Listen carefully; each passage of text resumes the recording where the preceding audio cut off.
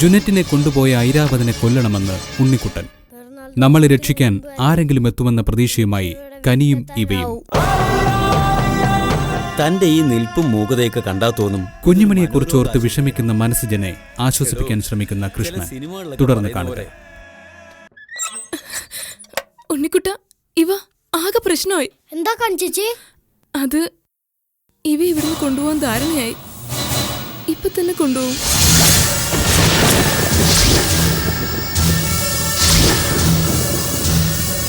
അപ്പുറത്ത് അതിന്റെ സംസാരം നടന്നുകൊണ്ടിരിക്കുക. ഇല്ല, ഞാൻ പോവില്ല. ഇവരെ രക്ഷിക്കാൻ ഒരു മാർഗമില്ലേ കാണിച്ചേച്ചി? അറിയില്ല. എന്നെ കൊണ്ടുപോണ്ടെന്ന് പറ കാണിച്ചേച്ചി. ഉണ്ണിക്കുട്ടനല്ലേ പറഞ്ഞേ രക്ഷിക്കാൻ ആള് വരുമെന്ന്. ഇതാണ് രക്ഷിക്കാൻ വന്ന ആള്. ദേവു ഇനിയും കണ്ണു തുറന്നില്ലേ? എന്നെ കൊണ്ടൊന്നും ചെയ്യാനാവില്ല എന്നറിയാലോ. അറ്റ കൈക്ക് എന്തെങ്കിലും അസുഖമാണെന്ന് പറഞ്ഞാൽ ചിലപ്പോൾ രക്ഷപ്പെടാനായിരിക്കും. അതവർക്ക് ബോധ്യാവുകയും വേണം. ചെറിയൊരു പനി വന്നാലും മതിയായിരുന്നു. വിചാരിക്കുമ്പോ പെട്ടെന്ന് പനി വരും. കനിച്ചേച്ചി ചെന്ന് പറയേ എനിക്ക് സുഖമില്ലാന്ന്. എന്നെ രക്ഷിക്ക് കനിച്ചേച്ചി. സുഖമില്ലാന്ന് ചുമ്മാ പറഞ്ഞ എങ്ങനെയാ? ആ ഡോക്ടർ അപ്പുറത്തില്ലേ? കനിച്ചേച്ചി, ഇവരെ രക്ഷിക്കാൻ ഒരു വഴിയുണ്ട്. എന്ത് വഴി?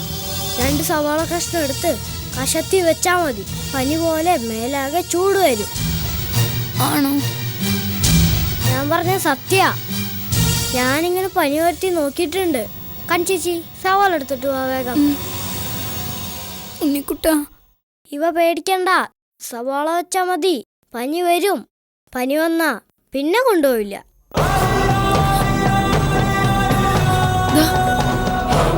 ഇതേ ഉടുപ്പിന്റെ ഉള്ളിലൂടെ ഇങ്ങനെ വെച്ചിട്ട് അമർത്തി പിടിച്ചാ മതി. സമയം കളയല്ലേ, വേഗം.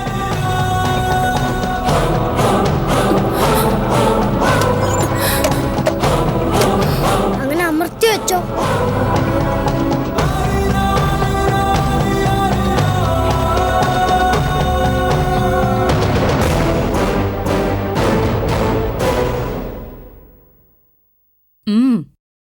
ഡീലിങ്സ് പക്കയായിരിക്കണം.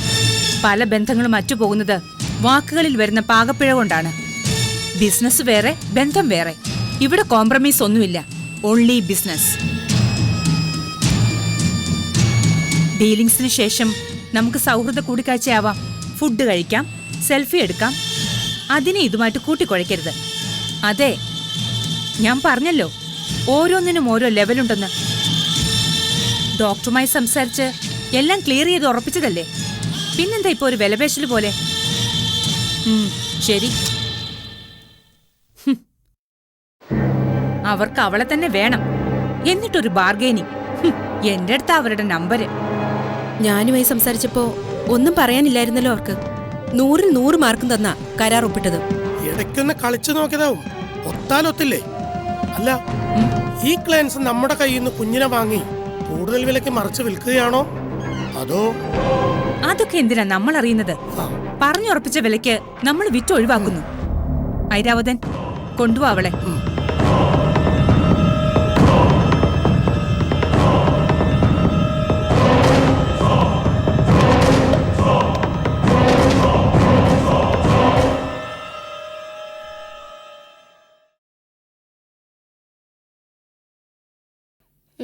ചൂടുണ്ട്.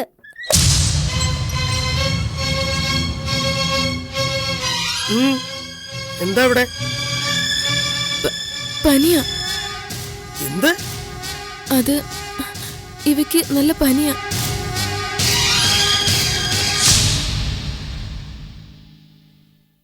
എന്താ പെട്ടെന്നൊരു പനി? കള്ളപ്പനി ആയിരിക്കും. ശരിക്കും പനിയാ. തീരെ വയ്യ.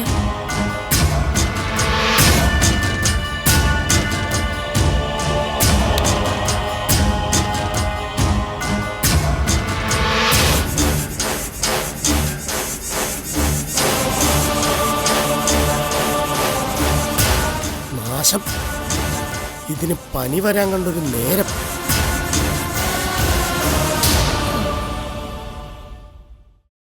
ഇതിനെ പിടിക്കാൻ ഇങ്ങോട്ട് വന്നിട്ട് നേരം കുറയായല്ലോ. കഥ പറഞ്ഞോണ്ടിരിക്കാണോ ഇവിടെ? ഇതിന് പനിയാ. പനിയോ? അതെ, നല്ല ചൂടുണ്ട്. ശ്ശോ, ആകെ കുഴയുമല്ലോ.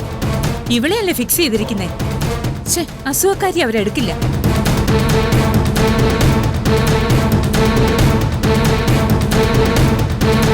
ഡീലിങ്സ് നടന്നേ പറ്റൂ, ഇല്ലെങ്കിൽ അത് ദോഷം ചെയ്യും.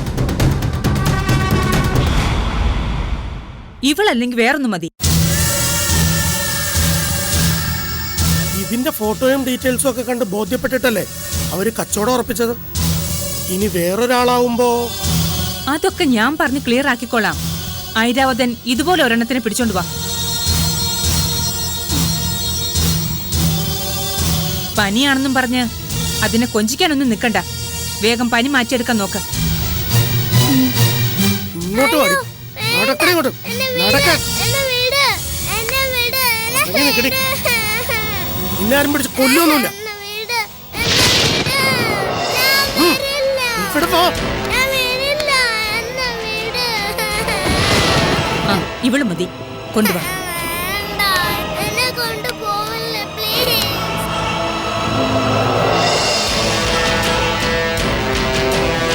പാവം, ഇവയെ രക്ഷിക്കാൻ നോക്കിയപ്പോ ആരാധനെ കൊണ്ടുപോയി. ആരെയും കൊണ്ടുപോയില്ലെന്നാ ഞാൻ കരുതിയത്.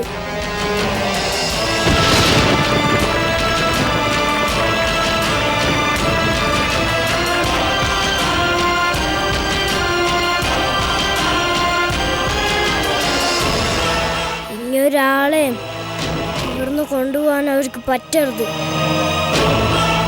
അതിന് നമുക്കെന്ത് ചെയ്യാനാവും?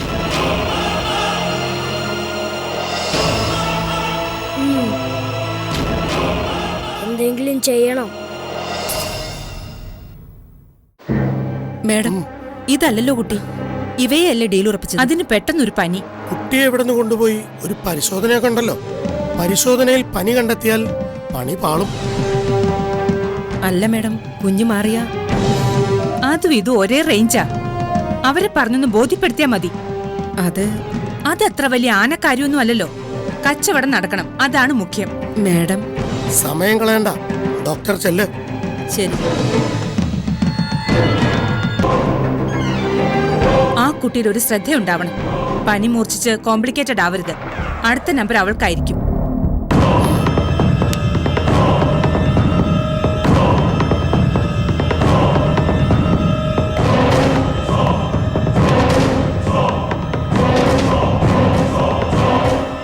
പാവ ആരാധന, എനിക്ക് പകരല്ലേ. ഉണ്ണിക്കുട്ടൻ പനിയുടെ സൂത്രം കാണിച്ചില്ലായിരുന്നെങ്കിൽ എന്നെ തന്നെ പിടിച്ചോണ്ട് പോവായിരുന്നില്ലേ. ഇനിയിപ്പോ അതൊക്കെ പറഞ്ഞിട്ട് എന്താ കാര്യം? ആരാധനയെ കൊണ്ടുപോകാൻ വേണ്ടി മനഃപൂർവ്വം ചെയ്തല്ലോ ഇത്. ആരാധന പോയതിൽ നല്ല സങ്കടമുണ്ട് എനിക്ക്. ഇവയ്ക്ക് പനിയാണെന്ന് കണ്ട ഇവയെ അവർ കൊണ്ടുപോയില്ലാന്നേ മനസ്സിലുണ്ടായിരുന്നല്ലോ. പകരം ആരാധനയെ കൊണ്ടുപോകുമെന്ന് വിചാരിച്ചില്ല. എന്നെ രക്ഷപ്പെടുത്തിപ്പോ വേറൊരാള് പോയി. ഇപ്പൊ തൽക്കാലത്തേക്ക് രക്ഷപ്പെട്ടു. നാളെ മറ്റന്നാളോ വീണ്ടും എന്നെ വിൽക്കാൻ കച്ചവടം ഉറപ്പിക്കില്ലേ? അപ്പോഴും ഈ സൂത്രം തന്നെ കാണിക്കാം. ആ ഡോക്ടർ എങ്ങാനും വന്ന് നോക്കിയിരുന്നെങ്കിൽ കള്ളി വെളിച്ചത്തായന്. ഉണ്ണിക്കുട്ടി പനിസൂത്രം എവിടെന്നാ പഠിച്ചേ? അതൊക്കെ ഞാൻ പഠിച്ചു. ഇവയ്ക്ക് ശരിക്കും പനിയാണെന്നാ അവര് കരുതിയിരിക്കുന്നത്. ഐരാവതനും ഒന്നും മനസ്സിലായില്ല.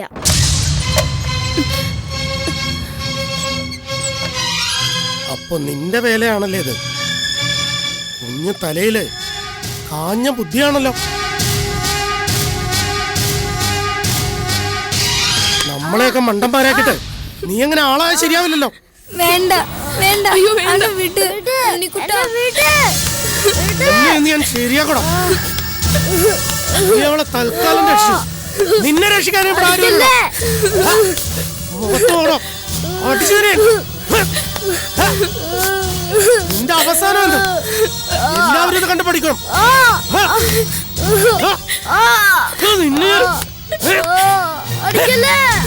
ഇനി നീ തലമൊക്കെയാ തീർത്ത് കളയാൻ തന്നെ ഞാൻ.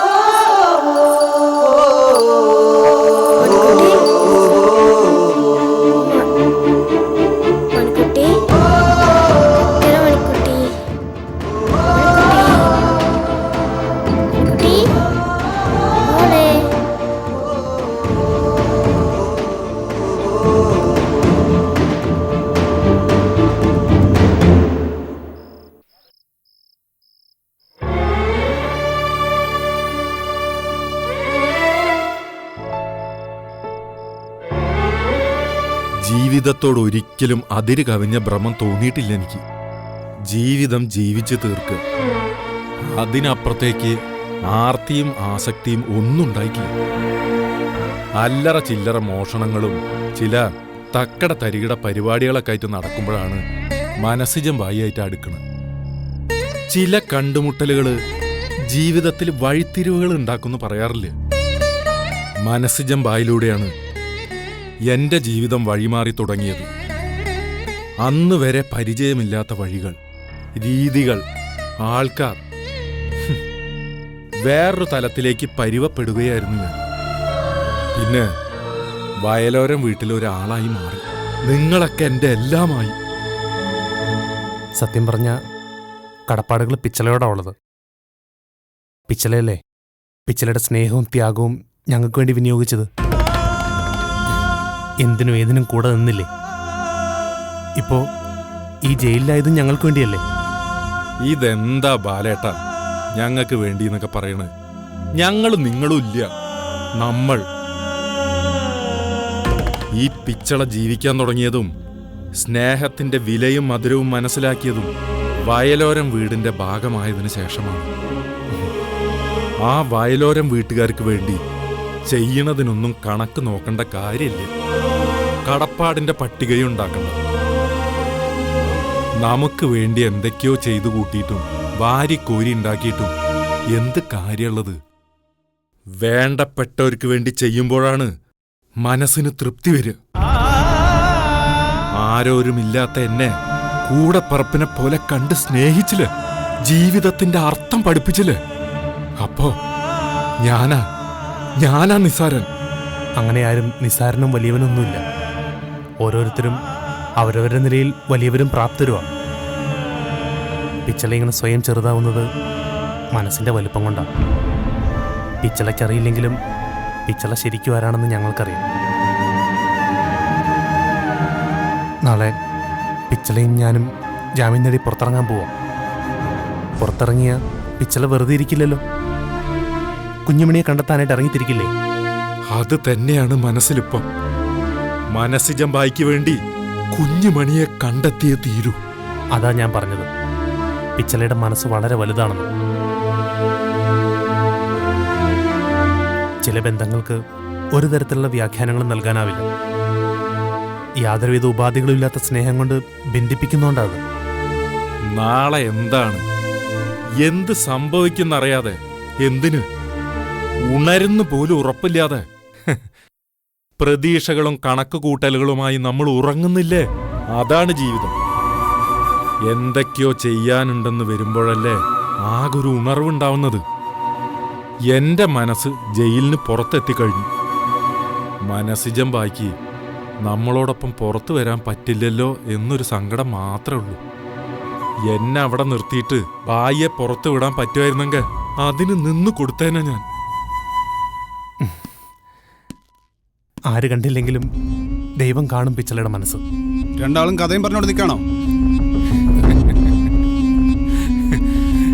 കഥയില്ലാത്ത ഈ ലോകത്ത് എന്ത് കഥ പറയാനാണ് സാറ്? ആ, നാളെ ജാമ്യം കിട്ടി പുറത്തു പോയല്ലേ. പുറത്തിറങ്ങി വേലത്തരങ്ങളൊന്നും ഒപ്പിക്കരുത്.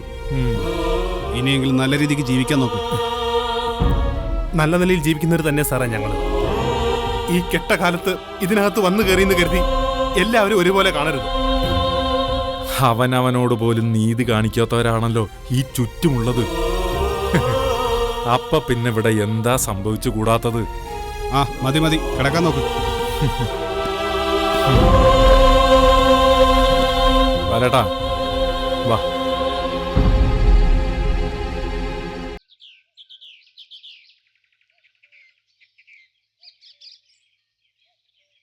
ഉള്ളിലെ നീറ്റലൊന്നും മാറിയിട്ടില്ല. അതൊന്നും അങ്ങനെ മാറുന്നതുമല്ല. എന്നാലും മനസ്സിന് ഇത്തിരി സന്തോഷം കിട്ടുന്ന കാര്യമാണ് ഇന്ന് നടക്കുന്നത്. നമ്മുടെ ബാലനും പിച്ചളയും ജാമ്യം കിട്ടി ജയിലിൽ നിന്ന് വരികയാണ്. ഇപ്പോഴെത്തും രണ്ടാളും.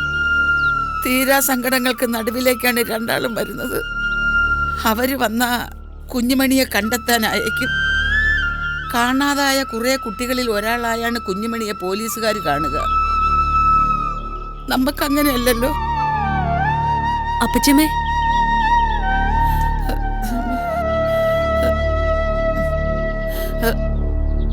എനിക്കിവിടെ ഇരുന്നിട്ട് ഇരിക്കപ്പുറത്ത് കിട്ടുന്നില്ല അപ്പച്ചമ്മേ. ഞാനൊന്ന് പോയി നോക്കിയിട്ട് വരട്ടെ. എന്തിനാ മോളെ? ജസ് വക്കീൽ കൂട്ടിക്കൊണ്ടു വരാന്നല്ലേ പറഞ്ഞത്? അതെ, എന്നാലും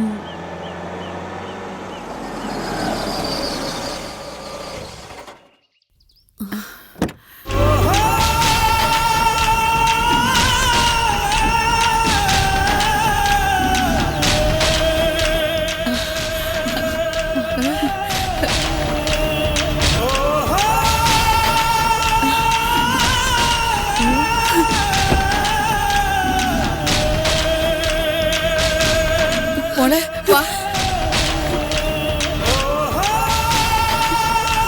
മോനെ ബാല, പിച്ചളെ.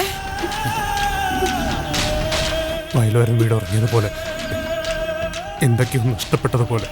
കുട്ടിമണി പെങ്ങളില്ലാത്ത വയലോരം വീടിനെ സങ്കല്പിക്കാനേ ആവുന്നില്ല.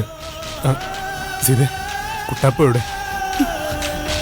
അകത്തുണ്ട്, ഉറങ്ങ. നീ അങ്ങ് വല്ലാതായി പോയല്ലോ. ഈ വീടിനെ പിടിച്ചു നിർത്തേണ്ട ആളാ. അറിയാതെ, പക്ഷെ പിടിച്ചു നിർത്താൻ പണിപ്പെടുമ്പോഴും പിടിവിട്ടു പോകുന്നൊരു മനസ്സാ എന്റേത്. എല്ലാം സഹിച്ചെങ്ങനെ ഇവിടം വരെ എത്തിയെന്ന് ദൈവത്തിന് മാത്രമേ അറിയൂ ബാലേട്ട.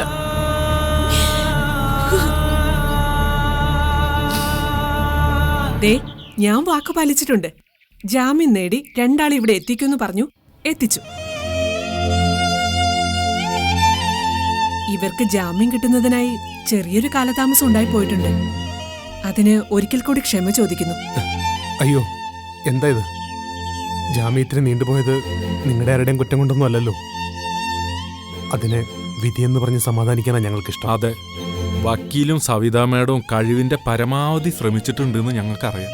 ഒട്ടും ലാഭേച്ഛയില്ലാതെയാണ് നിങ്ങൾ ജാമ്യത്തിന് വേണ്ടി കാര്യങ്ങൾ നീക്കിയത്. ഈ വലിയ മനസ്സിന് മുന്നിൽ കടപ്പെട്ടിരിക്കുക ഞങ്ങൾ. ഒരു ഫാമിലി ഫ്രണ്ട് എന്ന നിലയിൽ നിങ്ങളുടെ സുഖത്തിലും ദുഃഖത്തിലും ഇനി അങ്ങോട്ട് ഞാനും ഉണ്ടാവും. വരട്ടെ.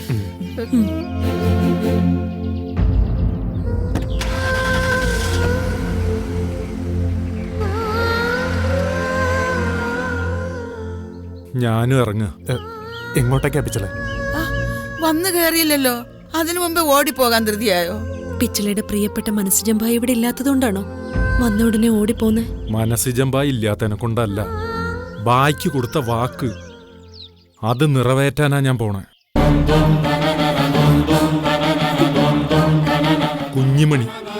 കുഞ്ഞിമണിയെ കണ്ടെത്താൻ വേണ്ടി ചെയ്തു തീർക്കാൻ ഒരുപാട് കാര്യങ്ങളുണ്ട്. വിളിപ്പുറത്തുണ്ടാവും ഈ പിച്ചള. വരട്ടെ.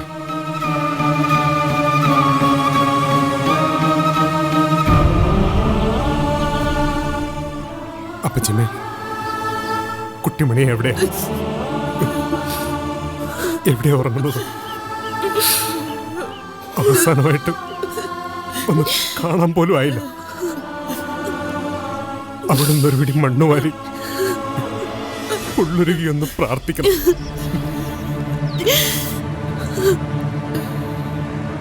നമ്മുടെ കുഞ്ഞുമണി ഈ പറയണ മാഫിയകളുടെ കയ്യിലാകപ്പെട്ടു എന്നാണോ മുംതാസ് മേഡം പറഞ്ഞു വരുന്നത്? അങ്ങനെ തീർച്ച പറയാനാവില്ല. അതൊരു സാധ്യത മാത്രം. സരസപ്പൻ എന്ന കൊട്ടേഷൻ ഗുണ്ട കുഞ്ഞിനെ ലോറിയിൽ കയറ്റി വിട്ടു എന്ന് പറയുന്നിടം മുതൽ ഇതുവരെയുള്ള കാര്യങ്ങൾ വരെ തിരിച്ചും മറിച്ചും പരിശോധിച്ചാൽ അവിടെ തന്നെയാണ് എത്തുന്നത്. ആ ലോറി ഡ്രൈവർ പറഞ്ഞത് സത്യം തന്നെയായിരിക്കും. അതെ, കുഞ്ഞിനെ വഴിയിലാക്കി അയാൾ സ്ഥലം വിടുകയായിരുന്നു. അവിടം തൊട്ടാണ് മിസ്സിംഗ് തുടങ്ങുന്നത്.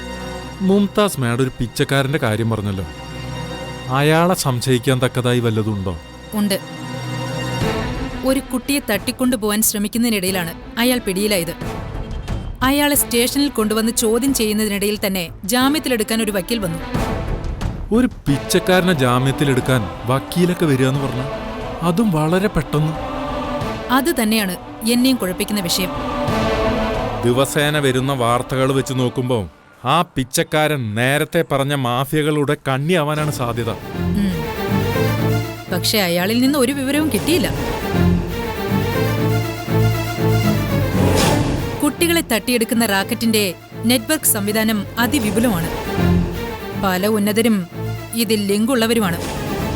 കുഞ്ഞിനെ ലോറി ഡ്രൈവർ ഇറക്കിയെന്ന് പറയുന്ന സ്ഥലത്തെ സ്റ്റേഷനിലെ SIയെ ഫോണിൽ വിളിച്ച് ഞാൻ സംസാരിച്ചിരുന്നു. ഒരുമാതിരി വഴുതി മാറുന്ന രീതിയിലായിരുന്നു അയാളുടെ സംസാരം. പോലീസിലുള്ളവർ വരെ ഇത്തരക്കാർക്ക് പലതിനും ഒത്താശ ചെയ്തു കൊടുക്കുന്നുണ്ടെന്നത് ഒരു വാസ്തവം തന്നെയാണല്ലോ. ഞാനത് നിഷേധിക്കുന്നില്ല. ചില പുഴുക്കുത്തുകൾ ഞങ്ങളുടെ ഡിപ്പാർട്ട്മെന്റിലുണ്ട്. ഈ SI ബലരാമൻ അതിലൊരാളാവാനാണ് സാധ്യത. എനിക്ക് കുഞ്ഞുമണിയെ വീണ്ടെടുത്തേ പറ്റൂ. കുട്ടിമണി പെങ്ങൾക്ക് പിന്നാലെ കുഞ്ഞുമണിയും പോയെന്നറിഞ്ഞപ്പം പ്രാണൻ പോയ നിലയിലായിരുന്നു മനസ്ജമ്പായി. ഒരു ആശ്വാസ വാക്കും അവിടെ തികയായിരുന്നില്ല. ചത്ത മനസ്സും യാന്ത്രികമായി ചലിക്കുന്നൊരു ശരീരവും അതായിരുന്നു മനസ്ജമ്പായി. അതിൽ നിന്നൊരു ഉണർവിലേക്ക് വന്നത് കുഞ്ഞുമണി ജീവനോടെ ഉണ്ടെന്നുള്ള വാർത്ത അറിഞ്ഞപ്പോഴാ. അതിന്റെ പച്ചപ്പിലപ്പ ബായുള്ളത്. ബായ്ക്ക് വാക്ക് കൊടുത്തിട്ടാ ഞാൻ ഇറങ്ങി തിരിച്ചിരിക്കുന്നത്. കുഞ്ഞുമണിയെ കണ്ടെത്തിയേ തീരൂ. അതിനുള്ള ശ്രമത്തിന്റെ ഭാഗമായിട്ടാണല്ലോ ഞാൻ ഇവിടെ വരെ എത്തി നിൽക്കുന്നത്. പക്ഷേ ഇനി അങ്ങോട്ട് പോകണമെന്ന് മാത്രം നിശ്ചയമില്ല. മാഡത്തിന്റെ വഴിക്ക് നീങ്ങിക്കോളൂ. ഞാൻ എന്റെ റൂട്ടിൽ പോയിക്കോളാം. ഒരു ലക്ഷ്യം മനസ്സിലുറപ്പിച്ച് നീങ്ങിയാൽ നിശ്ചയമായി അവിടെ എത്തിയിരിക്കും. എനിക്ക് ഉറപ്പുണ്ട്. കുഞ്ഞുമണിയെ കണ്ടെത്താനാവും. എന്താവശ്യത്തിന് എന്നെ വിളിക്കുക. മാഡത്തിനെ ഞാനും വിളിച്ചോളാം.